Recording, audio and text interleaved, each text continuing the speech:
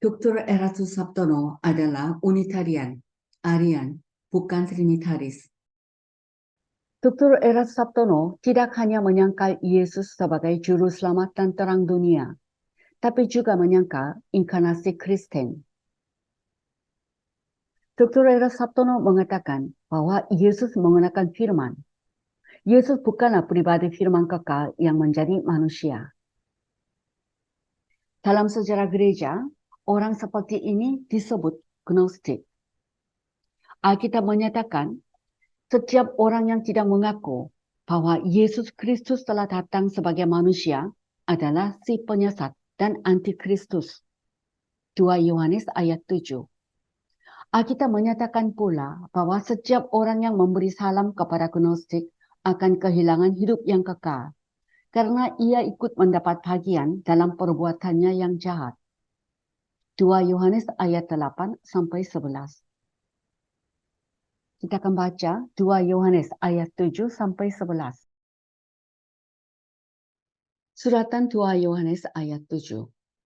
Sebab banyak penyesat telah muncul dan pergi ke seluruh dunia yang tidak mengaku bahwa Yesus Kristus telah datang sebagai manusia.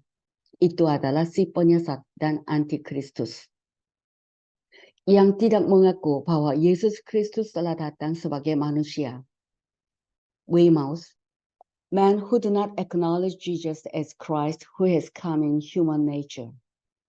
Manusia yang tidak mengakui Yesus sebagai Kristus yang telah datang dalam natur manusia. Para penipu tampangnya adalah kaum Gnostik, orang-orang Kristen palsu yang menyangkal bahwa Logos, pribadi kedua dari Allah Tritunggal, telah menjadi manusia. Injil Yohanes pasal 1 ayat 14, 1 Yohanes pasal 2 ayat 18 sampai 27, pasal 4 ayat 1 sampai 6. Yohanes menyadari bahwa menyerang doktrin inkarnasi, firman itu telah menjadi manusia, berarti menyerang akar kekristenan. 2 Yohanes ayat 8. Waspadalah supaya kamu jangan kehilangan apa yang telah kami kerjakan itu, tetapi supaya kamu mendapat upahmu sepenuhnya. Upahmu sepenuhnya. Upah sepenuhnya adalah hidup yang kekal. Injil Yohanes pasal 20 ayat 31, 1 Yohanes pasal 2 ayat 25, dan pasal 5 ayat 11 sampai 12. 2 Yohanes ayat 9. Setiap orang yang tidak tinggal di dalam ajaran Kristus, tetapi yang melangkah keluar dari situ, tidak memiliki Allah. Barang siapa tinggal di dalam ajaran itu, ia memiliki Bapa maupun Anak. Yang melangkah keluar dari situ, dalam bahasa Yunani, paraibaino, menyingkir, para, maka melampaui. Revised Standard Version. Anyone who goes ahead and does not abide in the doctrine of Christ does not have God. Siapapun yang terus maju dan tidak tinggal di dalam doktrin Kristus tidak memiliki Allah. Goes ahead, terus maju, yaitu memperlakukan wahyu Kristen hanya sebagai batu loncatan menuju doktrin yang lebih maju. 1 Yohanes pasal 2 ayat 22 sampai 23. New English Bible. Anyone who runs ahead too far and does not stand by the doctrine of the Christ is without God. Siapapun yang berjalan terlalu jauh dan tidak berpegang teguh pada doktrin Kristus tidak memiliki Allah. Berjalan terlalu jauh. Bidat berlari ke depan terlalu jauh dengan meremehkan realitas inkarnasi. Yohanes menjadikan Kristologi sebagai doktrin utama iman. 2 Yohanes ayat 10. Jikalau seorang datang kepadamu dan ia tidak membawa ajaran ini, janganlah kamu menerima dia di dalam rumahmu dan janganlah memberi salam kepadanya. Memberi salam kepadanya dalam Authorized Version, bid him Godspeed. Menawarinya semoga berhasil. Harapan untuk sukses diberikan kepada bidat saat berpisah. 2 Yohanes ayat 11. Sebab barang siapa memberi salam kepadanya, ia mendapat bagian dalam perbuatannya yang jahat. Keramahan terhadap guru-guru palsu menimbulkan tanggung jawab atas pekerjaan jahat mereka. Maka semua masalah sudah selesai, kita tetap bersaudara. Amin. Ya kan, Pak Eras memang sudah istilahnya bertekad untuk mengembangkan pelayanan baru sinode gereja Suara Kebenaran Injil. Jadi saya kira kita bukan Injil Injil. Jadi saya kira kita putuslah beliau ke sana untuk mengembangkan pekerjaan Tuhan. Kita putuslah beliau ke sana untuk memperlebar kerajaan Allah. Tetapi tentu kita harap kita tetap bekerja bersama-sama ke depan untuk mengembangkan pelayanan yang Tuhan percayakan kepada kita masing-masing. Ya memang setiap perpisahan pasti menyisakan kesedihan di hati kan gitu kan. Tetapi saya kira hal yang kita pikirkan dan itu sama adalah poin semua dalam rangka perluasan kerajaan surga. Amin. Nah mungkin Pak Eras akan menyampaikan 1-2 hal kepada kita, dan sesudah itu nanti kita akan foto bersama. Ya, foto bersama sebagai tanda kita tetap bersaudara. Amin. Ya, silakan. Selanjutnya, kita akan membahas mengenai dalih-dalih ketidakpercayaan tentang kesembuhan tubuh. Ada sejumlah dalih ketidakpercayaan yang digunakan setiap hari oleh orang-orang yang mencari kesembuhan tubuh dan jawaban doa dari Allah.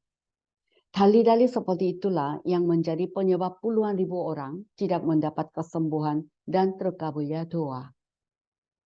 Tuhan Yesus berfirman, "Kamu akan mengetahui kebenaran, dan kebenaran itu akan memerdekakan kamu." Yohanes pasal 8 ayat 32. Karena kebenaran, manusia dibebaskan. Namun karena kebohongan dan kekeliruan, mereka dibelenggu oleh iblis dan roh-roh jahat. Oleh karena itu, penting sekali bagi siapapun yang menginginkan kebebasan untuk mengetahui kebenaran yang memberi kebebasan. Pemazmur Daud berkata, disampaikannya firman-Nya dan disembuhkannya mereka, diluputkannya mereka dari liang kubur. Dan di antara suku-suku mereka tidak ada yang tergelincir. Mazmur pasal 107 ayat 20 dan pasal 105 ayat 37. Perwira itu berkata, katakan saja sepatah kata, maka hambaku itu akan sembuh. Matius pasal 8 ayat 8.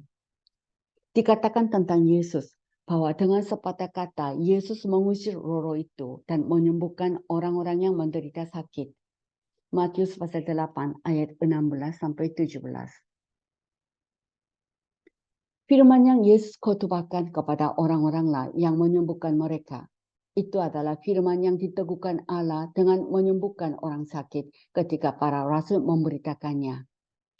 Firman itulah yang membawa kehidupan dan penyucian dari dosa dan penyakit kepada para murid. Yohanes pasal 4 ayat 50, pasal 5 ayat 24, pasal 6 ayat 63, pasal 8 ayat 31 sampai 37, pasal 15 ayat 3 dan 7, dan pasal 17 ayat 17. Injil adalah kekuatan Allah yang menyelamatkan setiap orang yang percaya. Roma 1 ayat 16. Keselamatan mencakup kesembuhan tubuh. Matius pasal 9 ayat 1 sampai 8, pasal 13 ayat 15, Kisah Para Rasul pasal 3 ayat 16, pasal 4 ayat 12, pasal 28 ayat 27, dan Yakobus pasal 5 ayat 14 sampai 16. Kita perhatikan dalih-dalih ketidakpercayaan yang digunakan secara bebas oleh orang-orang Kristen yang merampas hal-hal yang mereka perlukan dari Allah. Dalih ketidakpercayaan pertama, manusia sakit demi kemuliaan Allah. Dalih yang paling umum untuk ketidakpercayaan adalah bahwa beberapa orang sakit demi kemuliaan Allah.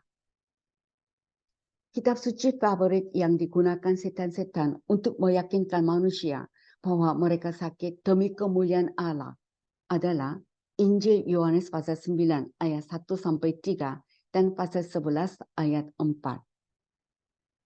Dikatakan bahwa orang buta dan Lazarus dalam kitab suci sakit dan menderita demi kemuliaan Allah. Dan pastilah kehendak Allah bagi mereka untuk menjadi seperti ini, atau hal ini tidak akan terjadi pada mereka. Allah tidak akan pernah mengutus Yesus untuk menyembuhkan semua orang sakit yang bertentangan dengan kehendak Allah, jika Allah menghendaki mereka sakit. Alasan Allah menyembuhkan adalah untuk membuktikan kepada manusia bahwa Allah tidak menghendaki mereka sakit. Kemuliaan yang Allah dapatkan dari semua kasus penyembuhan dalam kitab suci bukanlah pada penyakitnya, namun pada kesembuhan. Jika orang buta itu tetap buta, atau jika Lazarus tetap sakit atau mati, Allah tidak akan dipermuliakan. Iblis akan dimuliakan, karena pekerjaannya akan terus nyata di dalam diri mereka. Tidak ada seorang pun yang dapat memuliakan Allah dan mengagungkan pekerjaannya sampai pekerjaan itu dinyatakan. Hal ini harus menggugah setiap anak Allah untuk menolak lagi penipuan seperti itu, yaitu sakit demi kemuliaan Allah. Iblislah yang menyebabkan penyakit, dan kemudian dia mencoba untuk membuat orang yang sakit itu percaya bahwa Allah lah yang bertanggung jawab dan bahwa Allah menghendaki dia sakit. Selama orang yang tertipu berpikir bahwa dia memuliakan Allah dan bahwa dia sesuai dengan kehendak Allah dalam keadaan sakit, biarlah dia tidak pernah berusaha sembuh dengan doa, dengan dokter dan obat-obatan atau cara lainnya.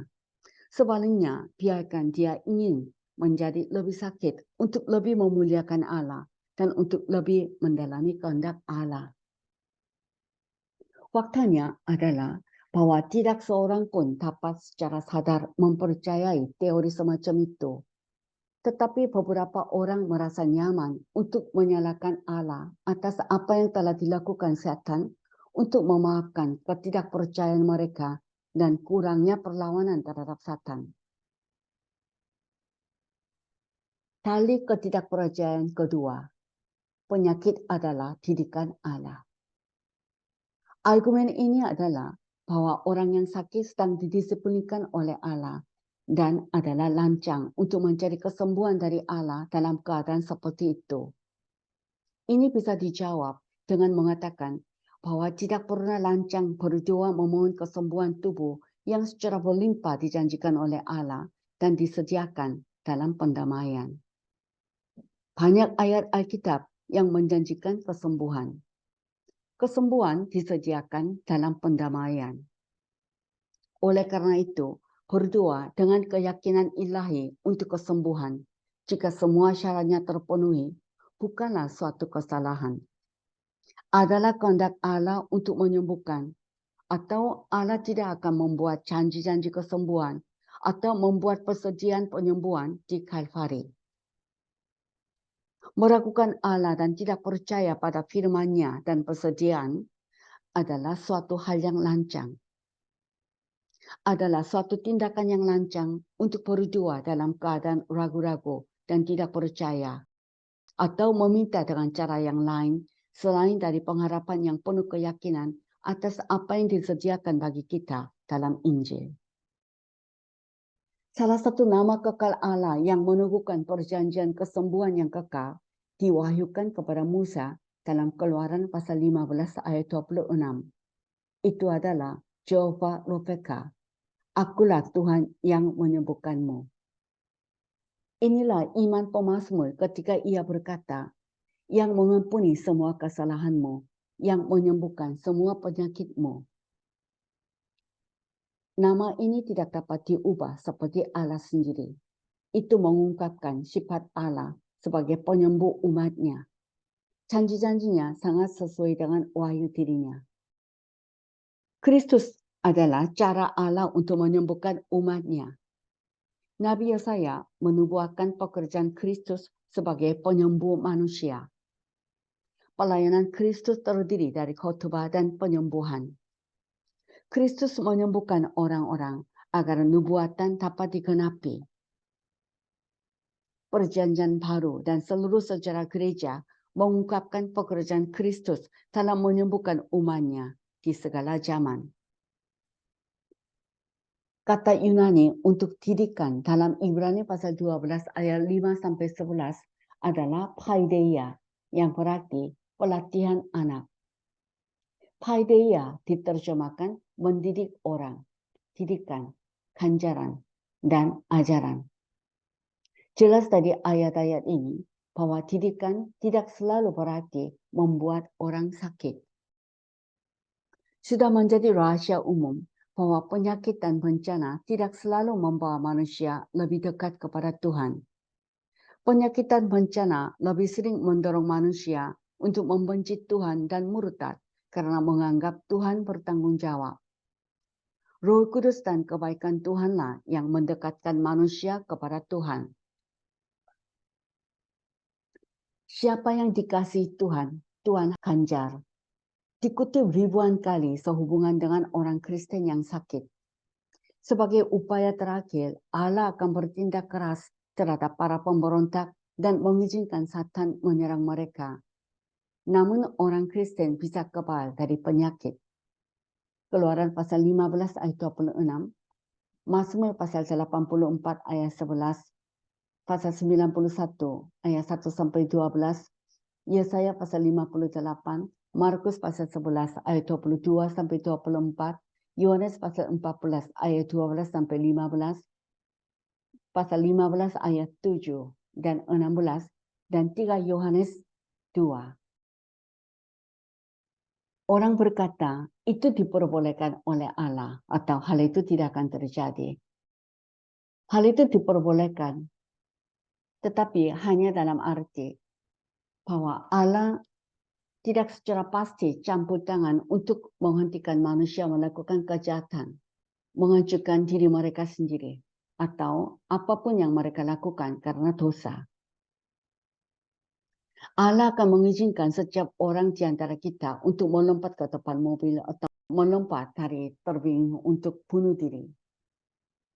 Allah mengizinkan manusia melakukan segala hal yang mereka lakukan hanya karena Dia tidak menghentikan mereka secara paksa. Sekali lagi, orang mungkin mengatakan bahwa Tuhan memberikan banyak pelajaran kepada manusia melalui penyakit dan bencana. Itu mungkin benar, tetapi Tuhan tidak pernah menyebabkan manusia terjerumus ke dalam masalah ini untuk memberinya pelajaran. Tuhan bisa mengajarkan mereka pelajaran yang sama tanpa manusia terlibat dalam masalah penyakit dan bencana. Jika seorang anak mendapat masalah, tentu saja orang tuanya akan menggunakan ini sebagai kesempatan untuk memberinya pelajaran tertentu dan menjadikan dia orang yang lebih baik. Tetapi orang tua itu menjadi jahat jika dia menyebabkan anaknya terlibat dalam masalah ini hanya untuk memberinya pelajaran tertentu. Begitu pula dengan Allah. Allah membuat orang mempelajari sesuatu meski menderita, bukan karena penyakit. Orang sakit bersembunyi di balik Ibrani pasal 12 ayat 5-11. Namun ayat ini membandingkan didikan Allah dengan didikan orang tua manusia. Dan kita tahu bahwa tidak ada orang tua manusia yang akan mendera anak manapun dengan sakit dan penyakit. Apakah Allah kurang berbelas kasihan dibandingkan orang tua di dunia? Yesus mengajarkan bahwa Bapa lebih pengasih daripada manusia. Jika manusia tidak menaati Tuhan atau beriman kepadanya dan memberikan perlawanan terhadap iblis, Tuhan tidak akan bekerja demi kepentingan mereka. Seorang ayah yang baik akan membantu seorang anak laki-laki keluar dari masalah, tetapi dia tidak akan pernah bertanggung jawab untuk membuatnya mendapat masalah. Seorang ayah mungkin menggunakan kesulitan anak-anaknya sebagai kesempatan untuk mengajari mereka pelajaran tertentu dan mendisiplinkan mereka. Namun, dia tidak akan dengan sengaja ikut menghancurkan mereka dengan penyakit. Seorang ayah juga akan membantu menyelamatkan seorang anak ketika diserang dan dipukul oleh musuh. Tetapi dia tidak akan melompat ke arah anak tersebut dan membantu musuhnya menghancurkannya. Demikian pula, seorang anak Allah tidak harus menerima penyakit sebagai ganjaran dari Allah. Seorang anak Allah perlu menyadari bahwa ia diserang oleh setan dan bukan oleh Allah. Bahwa jika ia berdosa, hal ini memberikan kesempatan bagi setan untuk menyerang. Dan Allah adalah sumber pembebasannya. Hanya satu bagian tentang ganjaran dalam perjanjian baru yang bisa digunakan untuk penyakit fisik dan penyebab kegagalan mendapat kesembuhan di sini adalah karena tidak diperolehnya kesembuhan dari tubuh yang hancur dan darah Kristus yang tercurah, bukan ganjaran dari Allah.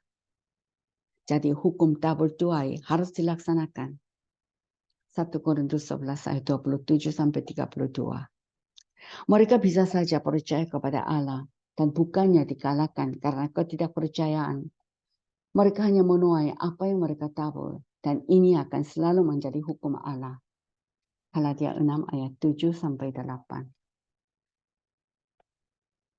Ketika seseorang berkata bahwa dia berada di bawah ganjaran Allah, dia mengakui bahwa dia telah berdosa dan memberontak terhadap Allah hingga dia jatuh ke tangan iblis. Dan oleh karena itu, dia berpikir bahwa Allah tidak akan melakukan apapun kecuali mengizinkannya menuai apa yang dia telah menabur. Namun dalam keadaan tersebut, ia masih bisa bertobat dan pasrah kepada Allah yang akan segera menyembuhkannya jika ia beriman. Ayub pasal 33 ayat 14 sampai 29. Mazmur pasal 38 dan pasal 51. Doa di bawah perlindungan darah Yesus. Dalam nama Yesus dan darah Yesus Kristus, saya membubuhkan darah Yesus pada situasi dan masalah ini. Dalam nama Yesus dan darah Yesus Kristus, saya memercikan darah Yesus di rumah saya. Dalam nama Yesus dan darah Yesus Kristus, saya membubuhkan iblis dengan darah Yesus. Saya nyatakan bahwa roh-roh jahat telah menjadi tidak berdaya. Doa dekrit maklumat Ester 8 ayat 8. Dalam nama Yesus dan darah Yesus Kristus, biarlah roh ketidakpercayaan, roh kecemasan, roh frustasi, roh keputusasaan, roh penyakit, dan roh kemiskinan yang bekerja pada saya dan anak-anak saya diikat dan pergi. Dalam nama Yesus dan darah Yesus Kristus, biarlah roh ketidakpercayaan, roh penyembahan berhala, roh perpecahan, roh keputusasaan, roh gagal, roh depresi, roh kemiskinan, roh setan yang bekerja di gereja kita dan di Indonesia diikat dan pergi.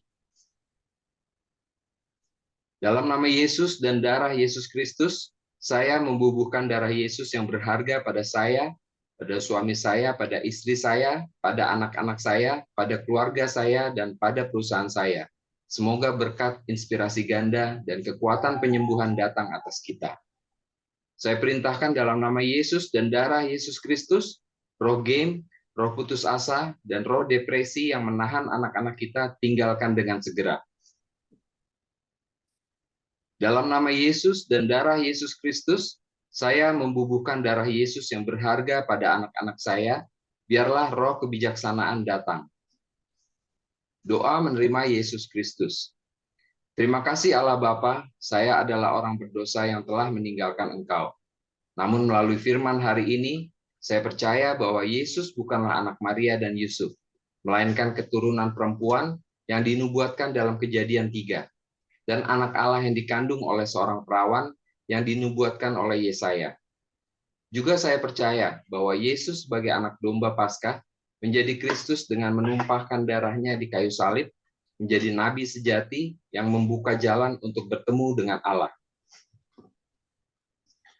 Juga saya percaya bahwa Yesus sebagai anak domba Paskah menjadi Kristus dengan menumpahkan darahnya di kayu salib, menjadi imam abadi yang telah menyelesaikan semua dosa asal saya, dosa nenek moyang dalam keluarga saya, dan semua dosa masa lalu, sekarang, dan masa depan saya. Juga saya percaya bahwa Yesus sebagai anak domba Paskah menjadi Kristus dengan menumpahkan darahnya di kayu salib, menjadi raja abadi yang menghancurkan kepala Satan dan kuasa kutukan, takdir, dan roh-roh jahat. Saat ini saya membuka pintu hati saya dan menerima Yesus sebagai Raja dan Tuhan saya. Tolong sertai saya mulai sekarang sampai hari saya pergi ke surga dan membimbing hidup saya. Allah telah menjadi ayahku. Yesus telah menjadi juru selamatku. Yesus telah menjadi penyembuhku. Saya telah menjadi anak Allah yang berharga, mulia, dan kudus. Terima kasih Tuhan Yesus telah menyelamatkan saya. Saya berdoa semua kata-kata ini dalam nama Yesus dari Nazaret yang hidup. Amin.